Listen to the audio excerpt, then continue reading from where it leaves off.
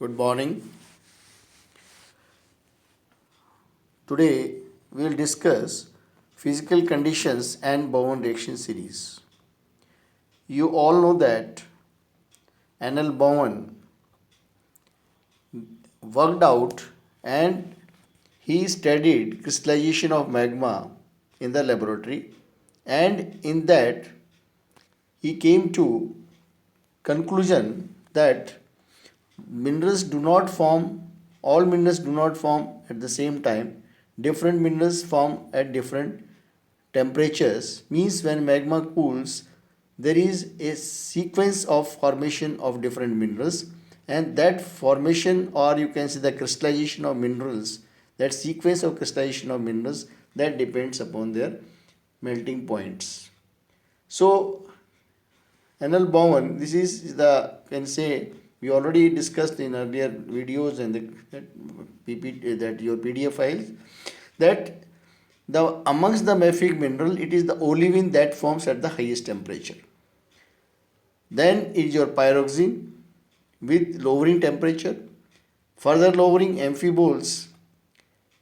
Then your mica, that is your biotite. This is the order of formation of mafic minerals with decrease in temperature. Similarly, this is the left hand, you can say, of the Bowman reaction series, and this is known by the discontinuous series. So olivine, pyroxene, amphibole, biotite, this sequence or this series is known as the discontinuous series because there is an abrupt structural change or internal atomic structure change. Olivine, you all know, single tetrahedra, pyroxene single chain, amphibole double chain. So that's why they have been called discontinuous series. Now each member of discontinuous series is in itself is in continuous, that we will discuss later on. On the right hand side, he has arranged the order of formation of your felsic minerals, or you can say your plagioclase feldspars. So in plagioclase, it is the most calcic plagioclase that crystallizes first, that is your anorthite, right? If you know these 6 members of your plagioclase series, or you can say calcifer, albite, oleoclase, andesite, labradorite, biotinite and anorthite. So anorthite is most calcic, then biotinite, labradorite, like this, and the albite is the most sodic. So this is your sequence. Here you can see in this on right hand side, this is what written N on the top and AB at the bottom, means that is in sequence of formation of your plagioclase feldspars. Then these two series, and this series is known as the continuous series because there is no structural internal structure, atomic structure change of the minerals. They are all crystallized in the triclinic system. If you remember, this is and they merge into that the one, that is potassic feldspars or potash feldspar, that is orthoclase, then muscovite and quartz, it is the last that crystallizes from your melt or the magma. So this is, you can say, in general the story of crystallization of different your silicate minerals, and that is from, you can say, 1550 to 740 that quartz crystallizes. Now the interesting part to understand in this is that you can see in this now what is there, that unstable your means initially the minerals they are formed, they are unstable, and with course of crystallization more stable minerals are formed. Then initially the minerals that are formed, they have high Ca, Mg, Fe, right, and with course of crystallization and with further means lowering temperature, the minerals that form, they have high K, Na and Si. You can see the potash feldspars, right, then your last quartz, they have naturally high quartz high, and then this your orthoclase high Na, K, but initially that form they have Ca, they have high Ca, Mg and Fe. Now formed at high temperature and pressure. Initially the minerals that are formed, they form at high temperature pressure. The later on that form, they form at relatively low temperature pressure. Initially the minerals that are formed, they have low silica content. With course of crystallization, the silica content keeps on increasing, enriching in this. That is the now igneous rocks and Bowen reaction series. If you talk in that sense, means that this is very important to understand that the differentiation of igneous rocks.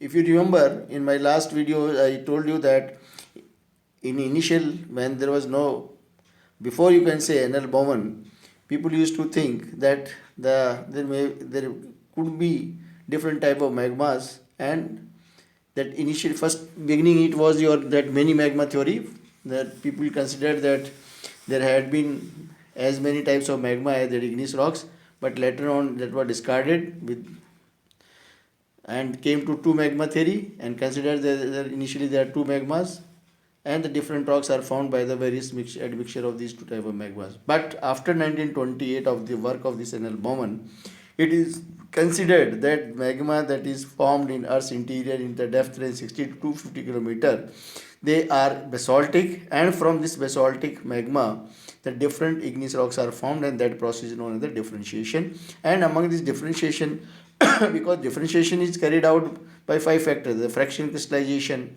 gravity settling. These two are the very important amongst that five, that others are there. So this is to understand, means initially the rocks that are formed, they are more mafic, and with course of crystallization the felsic rocks are formed, or initially the rocks that are formed, you will have your affinity, you can say this textural terms if you want to use aphanitic, phenolitic, and the rock that forms the basalt is aphanitic, and phenolitic is your gabbro, then andesitic and trachytic, and the rhyolitic. So in case of volcanic rocks or aphanitic, in that sense, basalt is found first, then the andesites are formed, then the trachyte, rhyolite from same magma, that basaltic magma. Similarly, in phenolitic or plutonic rocks, it is the gabbro that forms, then diorite, right, and then your syenite and the granite. So this is the sequence of the formation of the rocks. Because what are rocks? They are aggregate of minerals, and we have just discussed in the Bowman reaction series the order of formation of different minerals. So once the minerals that are formed, naturally they being the denser, then the magma, the remaining liquid, they get settled, and when they form a layer, or you can say a portion of solid state, and naturally that is a rock. So that in that sense, if it is in a volcan aphanitic, is from same the basalts are will be formed, then the andesite, then trachyte, rhyolite. Similarly, if the plutonic is a phenolitic, then the gabbro will form first, then diorite, syenite, and your granite. Right. So this is what this is. Now this is, from this diagram you can understand that composition of different minerals. That is, this is taking the extrusive, then intrusive, and composition.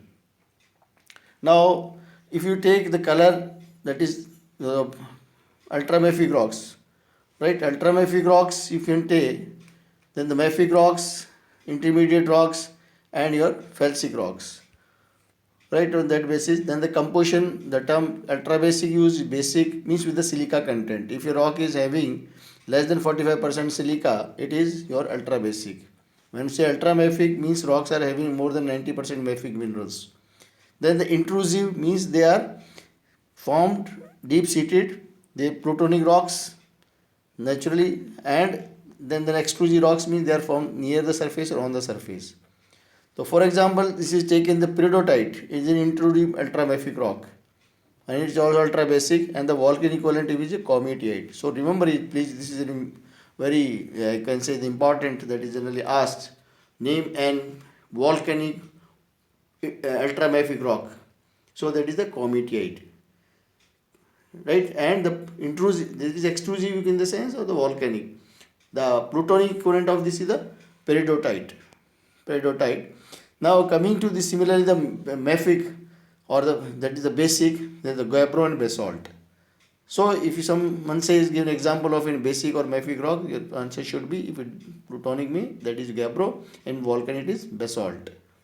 Right. Similarly, intermediate rock, that plutonic is your quartz diorite, diorites, and the extrusive or volcanic will be the andesites. And you can see, and in case of your that felsic or the acidic rocks, the plutonic is your granite and rhyolite. Now this is and perfectly matches with the Bowman reaction or a series which he predicted out. Means first you can say from this end this ultramafic rocks are formed, then the mafic rocks are formed, then the intermediate rocks are formed, and ultimately the last is your felsic rocks that are formed. So this is we can understand from this Bowman principle I told you in the beginning, that is the igneous rocks and the Bowman reaction, how they are linked with the Bowman reaction series, or how we can understand that different rocks they result from that your Bowman reaction series. So this is all for this today's class, that is the physical conditions and the Bowman reaction series, and the different igneous rocks they are formed from a common parent originally homogeneous basaltic magma, and that takes place due to your fractional crystallization, or that is the minerals crystallized by fraction in order of their melting points, and just the order that was carried that was found by an Bowman in the lab, because no one can study the crystallization of magma in nature because it takes millions of years. Second, it is too hot to go nearby, so he synthesized that basaltic magma in the laboratory and studied and found that order of formation of different minerals, and naturally the formation of different igneous rocks from this. Thank you. That's all for today. We'll see you next class.